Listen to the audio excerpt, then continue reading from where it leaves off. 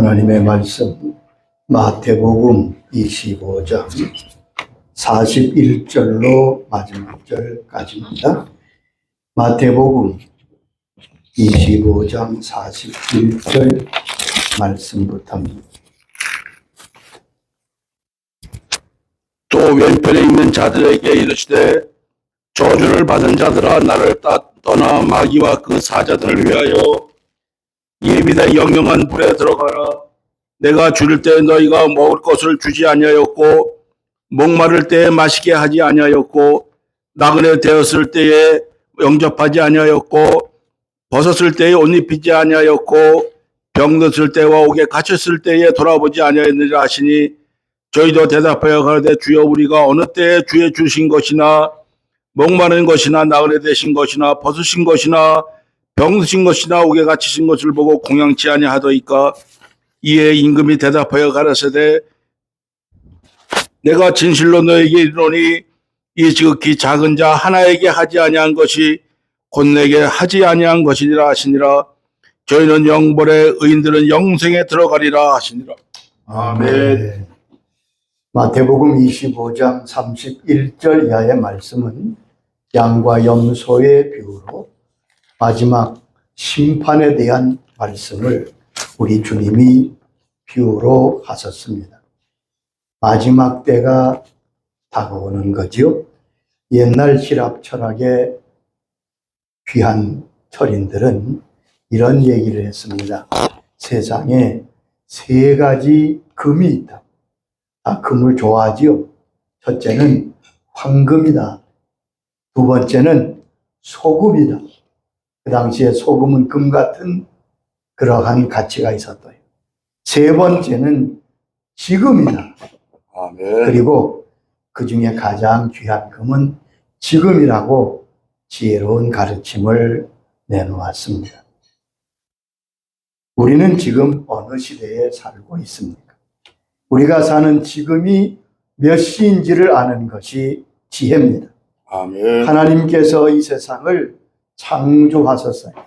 창세기 1장 1절 보면 태초에 하나님이 천지를 창조하시니라. 그러므로 우리 하나님은 창조의 하나님이십니다. 창조주십니다. 또한 하나님은 이 세상을 섭리하고 계시는 섭리주 하나님이십니다. 창조는 전에 없던 것을 만드신 것을 말한다면 섭리는 하나님이 창조하신 모든 것을 하나님의 목적에 맞게 존속시키고 보장하는 것을 말합니다. 로이드 존스는 하나님의 섭리를 다음과 같이 정의합니다. 섭리는 창조주께서 자신의 모든 창조물들을 유지하시는 모든 곳에 존속되는 신적인 에너지의 실행이라고. 하나님이 온 우주를 다스리는 것을 섭리라고 합니다. 우리가 하나님의 섭리를 믿지 않는다면 우리의 믿음도 우리의 기도도 어리석인 것일 것입니다. 우리가 날씨에 대해서 또 병이 낫기 위해서 인도하시고 은혜 주시고 복 주시기를 기도드립니다. 왜요? 하나님이 온 우주를 다스리시고 섭리하시는 하나님이심을 믿기 때문이죠. 또한 하나님은 심판하시는 하나님이십니다. 하나님은 창조하시고 섭리하실 뿐 아니라 하나님이 지으신 모든 만물을 마지막에 심판하시는 하나님이십니다. 성경에는 이 땅에 태어난 아담 이후에 모든 사람에게 두 가지가 그 생의 마지막에 기다리고 있다고 말씀합니다. 이 말씀은 누구에게나 해당되는 말씀입니다. 첫째는 죽음입니다. 두 번째는 심판입니다. 히브리 9장 27절에 말씀하셨습니다. 한 번 죽는 것은 사람에게 정해진 것이요 그 외에는 심판이 있으리니. 한 번 죽는 것은 정해졌다. 그리고 심판도 정해져 있다. 죽음을 모든 사람이 맞이하는 것이고 심판도 모든 사람이 받는다고 말씀했습니다. 적어도 그러면 지혜로운 사람은 이 두 가지의 진리를 알고 준비하는 사람이 아니겠습니까? 그런데 사람들은 죽음을 두려워합니다. 생각하지도 않으려고 합니다. 그러나 죽음을 잘 준비해야 됩니다.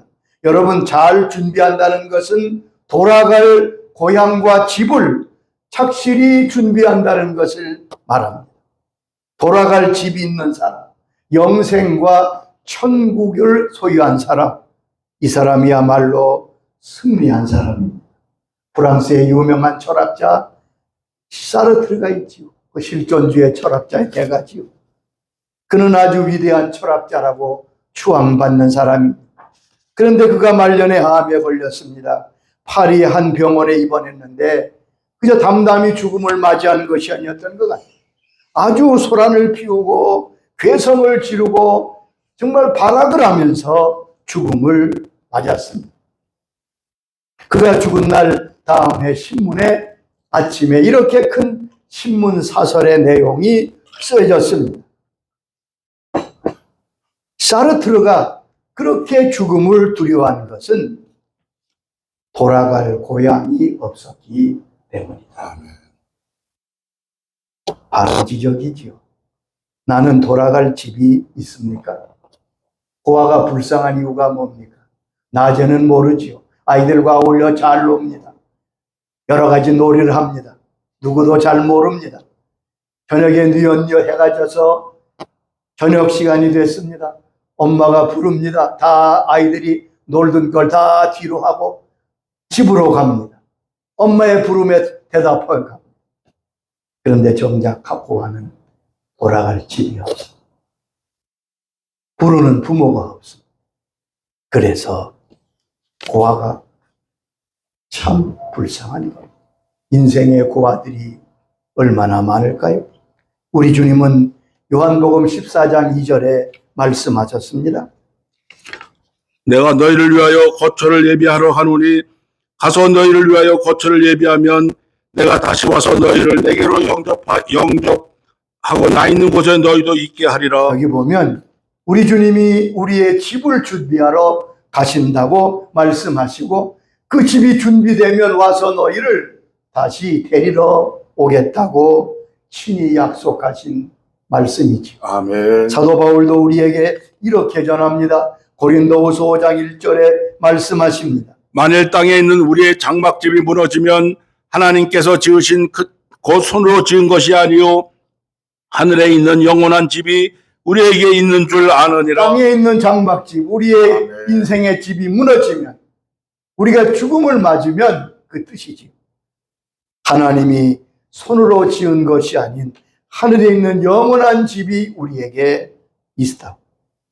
여러분, 하늘에 집이 있습니까? 아멘. 여러분의 이름이 기록된 문패가 있는 집이 있습니까? 그것이 모든 사람이 맞는 첫 번째 사실입니다. 그리고 그 다음에 심판이 있겠다. 그 다음에는 심판이 있다고 말씀했습니다. 우리 모든 사람이 심판을 받습니다. 하나님은 심판하시는 하나님이십니다. 심판이 무엇입니까? 심판이란 단어를 히브리와 헬라에서 찾아보면 이런 내용입니다. 재판관이 내리는 선고, 재판관의 마지막 판결, 그것이 심판이라고 할 수 있습니다. 모든 인생은 죽음 후에 자기의 인생의 삶의 보고서를 하나님께 드리고 하나님은 그의 삶에 대해서 판결하시는 것이 심판입니다. 모든 사람이 다 심판을 받습니다. 성경은 이 심판에 대해 자세히 말씀하십니다. 사도 바울은 하늘나라에 가서 마지막 심판의 모습을 보고 요한계시록에 기록했습니다. 요한계시록 20장 11절 보면 또 내가 크고 흰 보좌와 그 위에 앉으신 이를 보니 땅과 하늘이 그 앞에서 피하여 간데 없더라. 그리고 계속 12절에 자기의 본 것을 쓰고 있습니다. 또 내가 보니 죽은 자들이 큰 자나 작은 자나 그 보좌 앞에 서 있는데 책들이 펴 있고 또 다른 책이 펴졌으니 곧 생명책이라 죽은 자들이 자기 행위를 따라 책들에 기록된 대로 심판을 받으니. 여기 보면 사도 요한은 마지막 심판의 광경을 보았습니다. 흰 보좌에 앉으신 주님 앞에 모든 인류가 서 있습니다. 심판을 받기 위해서 서 있습니다. 심판은 죽음과 같이 반복되거나 철회되거나 변경될 수 없는 사건입니다. 우리는 하나님의 심판하시는 대심판에 대해서 확실하고 분명하게 알고 있고 준비해야 될 것입니다. 성경은 이미 말씀하셨고 말씀하신 대로 그대로 이루실 것이기 때문에 그렇습니다. 그러면 이 마지막 대심판은 언제 열리게 됩니까? 성경을 통해서 보면 최후 심판은 우리 주님이 재림하시고 죽었던 자들이 다 일어나서 주님 앞에 설 때 시작되는 것을 알 수 있습니다. 대심판 전에 땅과 하늘에 여러 가지 이변이 있을 것입니다. 마태복음 24장 29절에 보면 그날 환란 후에 즉시 해가 어두워지고 달이 빛을 내지 아니하고 별이 하늘에서 떨어지며 하늘의 권능이 우주의 모든 것들이 흔들립니다. 똑같아요. 지금부터 시작하면 돼요. 심판주는 누굽니까? 온 인류를 심판하실 심판주는 바로 예수님이십니다. 요한복음 5장 22절에 우리 주님께서 친히 말씀하셨습니다. 아버지께서 아무도 심판하지 아니하시고 심판을 다 아들에게 맡기셨으니. 여기 보면 하나님이 심판하지 아니하고 아들에게 모든 심판을 맡기셨다고. 이는 모든 사람이 아버지를 공경하는 같이 아들을 공경하게 하려 함이라고 말씀했습니다. 이 땅에 베들레헴의 아기로 오신 예수님은 인간의 모든 약함을 채울하시고 시험을 당하시고 피 흘려 땀 흘려 십자가에서 우리를 위해 죽으셨습니다. 그러나 지금 우리 주님은 그런 약한 분이 아닙니다. 만주의 주 만왕의 왕이시며 심판자십니다. 다시 오시는 주님은 만왕의 왕으로 심판주로 이 땅에 오시는 것입니다. 그러면 우리 주님은 무엇을 기준으로 심판하십니까? 심판의 기준이 무엇입니까? 요한계시록 오늘 20장 12절에 보면 주님께 앞에 큰 책들이 있고 많은 책들이 있습니다. 그리고 그 책들에 쓰여진 대로 심판을 받는다고 말씀했습니다. 모든 사람이 자기가 살던 인생의 삶의 기록대로 심판을 받는다. 아멘. 전도서 12장 14절에 이미 말씀했습니다. 하나님은 모든 행위와 모든 은밀한 일을 선악간에 심판하시리라. 하나님은 모든 행위와 모든 은밀한 일을 선악간에 심판하신다. 고린도후서 5장 10절에도 말씀하십니다. 우리가 다 반드시 그리스도의 심판대 앞에 나타나게 되어 각각 선악간에 그 몸으로 행한 것에 따라 받으려 함이라. 우리가 다 심판대 앞에 설 텐데 선악간에 그 몸으로 행한 것에 따라 심판을 받는다. 아멘. 로마서 2장 16절도 이 말씀을 하고 있습니다. 곧 나의 복음에 이른 바와 같이 하나님이 예수 그리스도로 말미암아 사람들의 은밀한 것을 심판하시는 그날이라. 여기 보면 세 번이나 다 은밀한 것을 심판하신다. 드러나지 않았던 것, 역사에서 알 수 없었던 것을 하나님은 그날에 다 심판하시는 분이십니다. 끝까지 고집하며 회개하지 않고 주님을 대적하고 영접하지 않은 사람들은 하나님의 진노의 심판을 맞습니다. 그들은 하나님을 떠나 마귀와 그 사자들을 위하여 예비한 영원한 불에 떨어질 것입니다. 마태복음 25장 41절 보면 왼편에 있는 자들에게 이르시되 나를 떠나 마귀와 그 사자를 위하여 예비된 영원한 불에 들어가라고 말씀합니다. 요한계시록 20장 15절에도 말씀하십니다. 누구든지 생명책에 기록되지 못한 자는 불못에 던져지더라. 누구든지 생명책에 기록되지 못한 자는 예외가 없습니다. 불못에 지옥불에 떨어지리. 아멘. 한 번 불못에 떨어지면 영원히 그곳에서 고통을 당합니다. 어느 날 예수 믿지 아니하는 어느 분이 지나가는 목사님에게 농담조로 말합니다. 목사님, 나는 일요일마다 회개책, 회개장부를 정리하면서 지냅니다. 이때 목사님이 발걸음을 멈추고 그분께 심각하게 말씀합니다. 그렇습니다. 당신은 마지막 심판날에 그와 똑같이 당신 인생을 회개하고 된 날이 있을 것입니다. 그날 최후의 심판, 하나님의 자녀는 어찌 되겠습니까? 생명책에 그 이름이 기록된 자는 다 천국에 들어갑니다. 심판주 주님께서 생명책에 펴있는 생명책에 기록된 이름을 다 불러서 천사와 함께 영원한 천국에 아버지 집에 들어가게 하실 것입니다. 그런데 그런 생명책에 누가 그 이름이 기록될까요? 그것이 제일 중요하잖아요. 생명책에 과연 내 이름이 기록돼 있을까? 거기 보면 생명책에 기록된 사람만 천국에 가는 거예요. 성경은 생명책에 기록된 이름에 대해서 말씀하고 있습니다. 첫째는 예수님을 나의 왕, 나의 구주로 영접하여 하나님의 자녀가 된 거듭난 사람이 생명책에 그 이름이 기록됩니다. 로마서 10장 9절에 말씀했습니다. 내가 만일 내 입으로 예수를 주로 시인하며 또 하나님께서 그를 죽은 자 가운데서 살리신 것을 내 마음에 믿으면 구원을 받으리라. 예수님을 구주로 영접하고 고백하고 그 귀한 은혜에 대해 감사하며 성령으로 거듭난 사람은 구원을 받는다. 생명책에 내 이름이 기록되는 것은 내 선행이나 의로움 때문이 아니라 오직 하나님의 은혜로 된 것입니다. 에베소 2장 8절 말씀처럼 너희가 그 은혜로 인하여 믿음으로 말미암아 구원을 받았으니 이것은 너희에게서 난 것이 아니요 하나님의 선물이라 행위에서 난 것이 아니니 누구든지 자랑하지 못하게 하려 함이라고 말씀했습니다.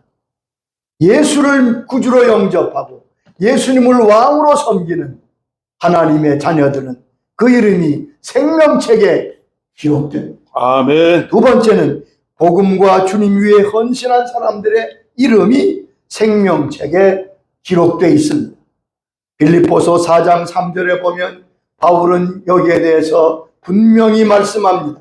또 참으로 나와 멍에를 같이 한 내게 구하노니 복음에 나와 함께 힘쓰던 저 여인들을 돕고 또한 그레엔드와 그 외 나의 동역자들을 도우라. 그 이름들이 생명책에 있느니라. 바울은 빌립보 교회를 위해서 수고했던 동역자들의 이름을 기록하면서 저들의 이름이 생명책에 있다고 쓰고 있습니다. 아멘. 바울은 자신과 함께 복음을 위해 헌신하며 충성된 사람들의 이름이 생명책에 기록되어 있다고 말합니다.